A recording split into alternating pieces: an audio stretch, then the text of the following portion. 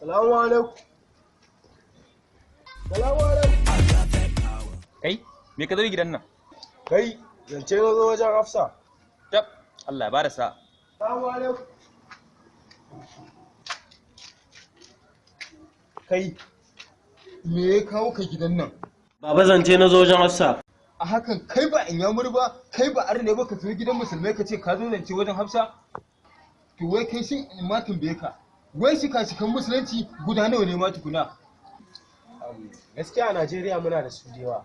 Dan kaga a Kano muna da su Ado Bayero, akwai su Isa Karabiu, akwai su Isa Waziri, sannan dai kuma akwai su akwai su malafar uban kare. Ko baka bani gurgan gasu ga gida na za ka zo ka ce za ka yi mun shakenci?